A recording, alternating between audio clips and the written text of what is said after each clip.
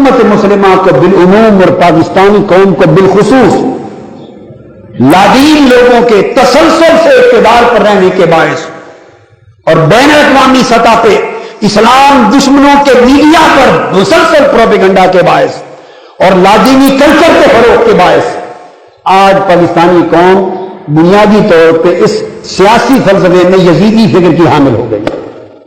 اس فکر کی یزیدی فکر کی حامل ہو گئی.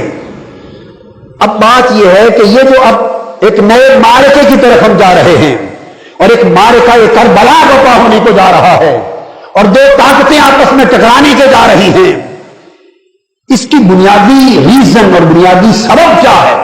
کیا یزید نے کھلم کھلا اسلام کا انکار کر دیا تھا؟ بولیے نہیں. کیا یزید نے نمازیں بند کرا دی تھی؟ بولیے. اس نے نظام زکوٰۃ ختم کرا دیا تھا؟ کیا یزید نے زکوٰۃ اور عمرے بند کروا دیے تھے؟ بولیے. کیا یزید نے مسجدیں گروانا شروع کروا دی تھی؟ کیا تھا؟ کوئی ہندوستان کی حکومت بن گیا تھا یزید؟ نہیں، پاکستانی حکومت کی طرح ہی تھا. میری پاکستانی حکومت سے مراد کو موجودہ حکومت نہیں، ایمانداری کی بات ہے کہ 50 سال ہی اسی طرز کی حکومت کو بیتے. 50 سال یزیدی طرز کی حکومت ہی رہی. میں جب پاکستانی حکومت کی بات کرتا ہوں تو وہ پورا نظام جو 50 سال سے پاک دھرتی پر پلید نظام مسلط ہے. پاک دھرتی پر پلید نظام مسلط. وہ نظام کیا ہے؟ اس میں بھی کوئی نماز روزے کا انکار ہے؟ کوئی حج اور عمرے معطل ہو گئے؟ سب حکمران کرنے عمرے جاتے ہیں، حج کرنے جاتے ہیں، ہر کوئی جاتا ہے. تو پھر پرابلم کیا تھا؟ جنگ کس بات کی تھی؟ امام حسین نے یزید کی بیعت کیوں نہ کر لی؟ بیعت کرنے کا مطلب یہ تھا کہ یزید کی حکومت کو تسلیم کر لینا. تو بیعت سے مراد یزید کی حکومت کو تسلیم کرنا اور بیعت نہ کرنے سے مراد یزید کی حکومت کو تسلیم نہ کرنا. جب یزید نے کہا میری بیعت کر لے تو مدعا یہ تھا کہ میری حکومت تسلیم کرنے کا اعلان کر دے. اب سوال یہ پیدا ہوتا ہے کہ امام حسین رضی اللہ تعالیٰ عنہ نے یزیدی حکومت کو تسلیم کیوں نہ فرمایا؟ ٹوٹی پھوٹی آج جیسے حکمرانوں کی طرح تو نمازیں وہ بھی پڑھ لیتا تھا. اگر آج حکمران کوئی اکا دکا نماز پڑھ لیتے ہیں تو وہ بھی اکا دکا نماز پڑھتا تھا.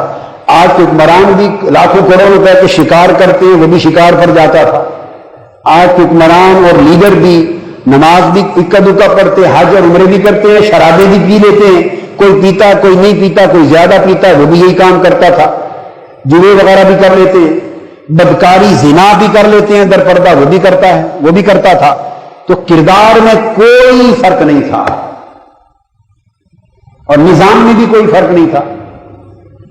جنگ کی بنیاد کیا تھی؟ معرکہ کربلا کی اصل حقیقت کیا تھی؟ حقیقت یہ تھی کہ یزید یہ کہتا تھا کہ حسین مذہب کی تبلیغ تم سنبھال لو اور سیاست و حکومت میں سنبھال لو. تم سیاست میرے لیے چھوڑ دو اور مداخلت نہ کرو سیاست میں اور میری حکومت میں روڑے نہ اٹکاؤ. اور مذہب اور دین کی تبلیغ اور پرچار اور واعظ اور خطبہ جمعہ اور درس یہ میں آپ کے لیے چھوڑ دیتا ہوں. مسجدوں میں واعظ دینا، درس دینا، اللہ اللہ کرنا، درس قرآن دینا، خطاب کرنا، تبلیغ کرنا، لوگوں کو حدیث قرآن پڑھانا، یہ کام آپ کے لیے چھوڑ دیتا ہوں. اور سیاست کرنا، حکومت کرنا، سلطنت چلانا اور پورے ملک کے نظام کو اور وسائل پہ قابو ہو کے اس کو آگے چلانا یہ میرے لیے چھوڑ دو. بس یزید یہ تقسیم مانگتا تھا اور امام حسین یہ تقسیم نہیں مانگتے تھے. یزید مانگتا تھا اور حسین نہیں مانگتا تھا. اتنی سی بات تھی. یزید بھی لا الہ الا اللہ محمد رسول اللہ پڑھنے والا تھا، مگر اس نے کہا کہ آؤ حسین لا الہ الا اللہ محمد رسول اللہ کے 2 ٹکڑے کر لیں. مذہب کا حصہ تم سنبھال لو اور سیاست و حکومت کا حصہ میں سنبھال لوں. میں تمہاری تبلیغ میں مداخلت نہ کروں بلکہ مدد بھی کر دوں گا. تم میری سیاست و سلطنت میں مداخلت نہ کرو. یزید اپنی آمریت چاہتا تھا، اس نے خلافت کو آمریت سے بدل دیا، لوگوں کے حقوق ان سے چھین لیے، عدل و مساوات کا نظام ختم کر دیا. خلافت جس حقیقی مشاورت کی روح پر قائم تھی اسے پامال کر دیا، خاندانی حکومت لے آیا، اس کا حکم قانون بن گیا. وراثت کا چاہتا تھا، جمہوریت ختم کرنا چاہتا تھا، اس کے سامنے کوئی کھڑا ہو کر اس کے غلط کو غلط نہ کہہ سکے. بس وہ مطلق العنان حکمرانی کے قیام کا خواہش مند تھا. حسین ہو یا عبداللہ بن عمر یا عبداللہ بن زبیر، کوئی بڑا سے بڑا ہو، وہ یہ گوارا نہیں کرتا تھا کہ یزید کے غلط کام کو اس دھرتی پر کوئی کھڑا ہو کر غلط کہہ سکے. بس اتنی سی بات تھی. اس نے کہا کہ آپ یہ بات مان لیں اور پھر آپ بھی آرام سے چلیں اور میں بھی آرام سے چلتا ہوں. اور امام حسین کا جواب کیا تھا؟ امام حسین نے فرمایا یزید بدبخت، میں اپنے مصطفیٰ کے، اپنے نانا کے دین کو دو ٹکڑوں میں تقسیم ہونے کی اجازت نہیں دوں گا.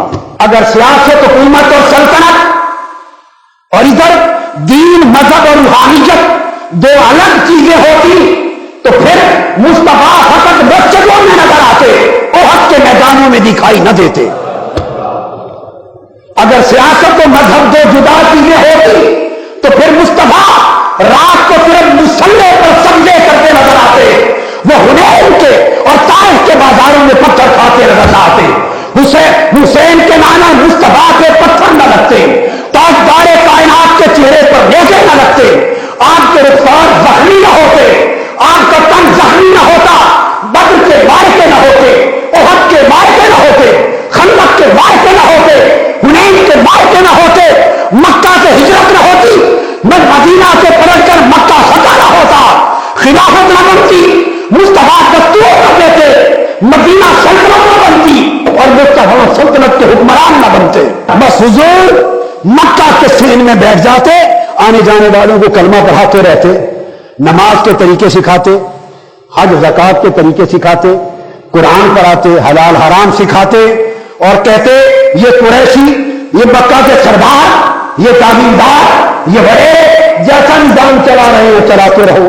اگر انسانوں کو غلام بنا رہے ہیں تو اس سے ٹکر نہ لو، غریبوں کو پیس رہے ہیں تو اس سے ٹکر نہ لو، تمہارا خون نچوڑ رہے ہیں ان سے ٹکر نہ لو، چونکہ یہ سیاست بن جائے گی. جب آپ حکمرانوں سے جب ٹکراتے ہیں سیاست بن جاتی. جب آپ حکمرانوں سے ٹکراتے ہیں، لوگوں کے حقوق مانگتے، حکمرانوں کی بات غلط بات پہ ٹوکتے ہیں، جو آپ اس سمت نکلتے ہیں، یہ سیاست بن جاتی. اگر یہ سیاست دین سے جدا ہوتی تو مصطفیٰ علیہ السلام کی ذات پاک اس سے جدا رہتے.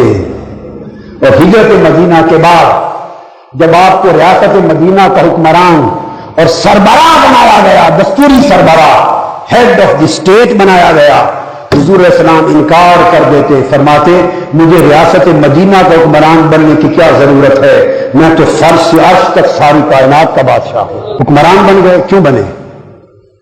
سیدنا صدیق اکبر اقتدار کے بھوکے تھے جی، کیوں خلیفہ راشد بن گئے، تخت پر جا بیٹھے؟ سیدنا فاروق اعظم حکومت و سلطنت کے بھوکے تھے؟ معاذ اللہ نہیں. کیوں تخت حکومت پر بیٹھے اور سلطنت لے لی؟ سیدنا عثمان غنی سلطنت کے بھوکے تھے؟ کیوں تخت سلطنت پہ بیٹھے حکومت لے لی؟ اور کیا مولا علی شیر خدا سلطنت کے بھوکے تھے؟ کیوں سلطنت پہ اور تخت پر بیٹھے خلافت لے لی؟ کیا امام حسن مجتبیٰ سلطنت کے بھوکے تھے؟ کیوں تخت سلطنت پہ بیٹھے؟ اور کیا امام حسین سلطنت کے بھوکے تھے؟ کیوں خانوادہ لٹا دیا اور کربلا بپا کیا؟ اس ساری اسلام کی تاریخ کو آج یزیدی لادینی فکر نے اٹھا کے ایک طرف رکھ دیا، اور جو اس ملک کے نظام کے بدلنے کی بات کرتا ہے اور مسجد سے نکل کر معاشرے کے شکل کو بدلنے کی بات کرتا ہے، آج اچھے بڑے مذہبی نمازی لوگ بھی کہتے ہیں کہ سیاست میں آ گئے. انا للہ و انا الیہ راجعون. کون سا زمانہ آ گیا؟ تو پھر تو سب سے بڑی تہمت امام حسین پر لگ جاتی، پھر اہل بیت پہ لگ جاتی، پھر خلفائے راشدین پہ لگ جاتی، اور سب سے بڑھ کر خود تاجدار کائنات پر لگ جاتی جو ہیڈ آف دی اسٹیٹ بن گئے تھے، ریاست مدینہ کے سربراہ بن گئے تھے، جنہیں لشکر بھیجے، فوجیں بھیجی، جنگیں کرانی، عدالتیں لگائیں. یہ سب کچھ کیا ہے؟ یہ سیاست نہیں تو اور کیا ہے؟ اس سے اوپر چلے سیدنا موسیٰ علیہ السلام مدین سے چلتے ہیں، اپنا روحانی سفر مکمل کر کے حضرت شعیب علیہ السلام کے پاس شادی کر کے اپنی زوجہ کو لے کر مدین سے چلتے ہیں مصر کی طرف. وادی ایمن میں پہنچے، وادی ایمن میں پہنچے. وہ وادی جہاں کوہ طور ہے۔ تو موسیٰ علیہ السلام پہنچے اس درخت کے پاس جہاں نور حق کے تجلی بن کے چمکا، اور اللہ پاک نے پہلا کلام کیا سیدنا موسیٰ علیہ السلام سے، پہلا کلام، اور پہلی بار یہ طور کی گفتگو بعد میں ہوئی۔ طور کی گفتگو 40 دن طور کا چلا بعد میں ہوا، تورات بعد میں ملی۔ بھائی وہ تو مصر سے جب بنی اسرائیل کو لے کر نکلے ہیں دریائے نیل عبور کر کے، اور دوبارہ وادی سینا میں آئے ہیں، اور وہاں بنی اسرائیل نے قیام کیا، تو اس زمانے میں پھر طور پر گئے اور کلم اللہ موسیٰ تکلیما، پھر خدا کا کلام ہوا اور تورات ملی۔ یہ بعد کا واقعہ ہے۔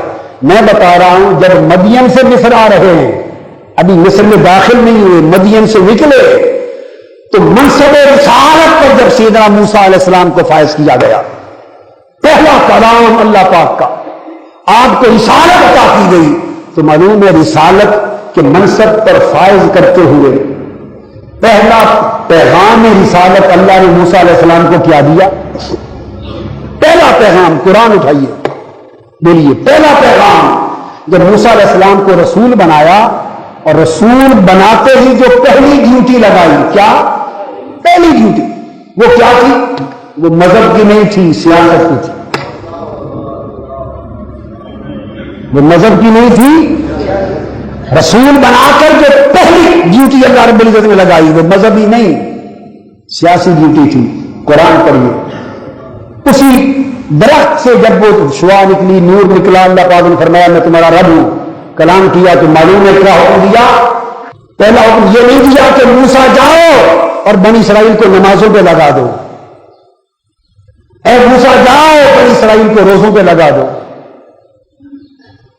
اے موسیٰ جاؤ بنی اسرائیل کو یہ حلال اور حرام کے سبق سکھا دو، اے موسیٰ جاؤ بنی اسرائیل کو یہ شریعت دو، یہ نیکی کے طور طریقے سکھا دو۔ نہیں، یہ سب کچھ سکھایا گیا، مگر بعد میں سب کچھ سکھایا گیا، مگر بعد میں منصب رسالت پر فائز کرنے کے بعد رب کائنات نے جو پہلا حکم دیا حضرت موسیٰ علیہ السلام کو، وہ سیاسی انقلاب کا حکم تھا۔ اور موسیٰ علیہ السلام نے عرض کیا مولا میرے بھائی ہارون کو بھی اس ڈیوٹی میں شامل کر، فرمایا تیرے بھائی ہارون کو بھی تیرے ساتھ وزیر بنا دیا۔ کیا وزیر بنا دیا؟ دوسرا حکم آیا اذهبا الى فرعون انه طغى، اے موسیٰ دونوں جاؤ، بنی اسرائیل کی طرف نہیں، سیدھا فرعون کے دربار میں جاؤ، وہ باغی ہو چکا ہے، اور اس کے دربار میں جا کر نعرہ انقلاب بلند کر دو۔ موسیٰ علیہ السلام نے پوچھا باری تعالیٰ کیا نعرہ لگاؤں؟ وہ انقلاب کا نعرہ کیا لگاؤں؟ یہ جو سیاست میرے سپرد کی گئی ہے کون سی سیاست کروں، کیا کروں؟ اللہ پاک نے فرمایا جا میرے موسیٰ، بنی اسرائیل کی پوری قوم کو فرعون نے اپنا غلام بنا رکھا ہے، اور میرا پہلا حکم یہ ہے کہ جا بنی اسرائیل کی آزادی کا نعرہ بلند کر دے،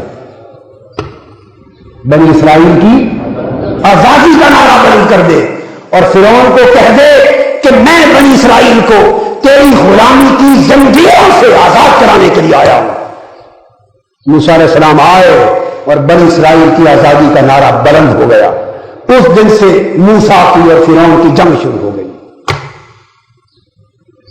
یہ جنگ کبھی موسیٰ اور فرعون کی ہے، اس سے قبل کبھی ابراہیم اور نمرود کی ہے، اور یہی جنگ کبھی مصطفیٰ اور ابوجہل کی ہے، اور یہی جنگ روپ و نام بدلتے ہیں، جنگ ایک رہتا ہے، وہ جنگ جو مصطفیٰ اور ابوجہل کی ہے، وہی جنگ کربلا میں حسین اور یزید کی ہے۔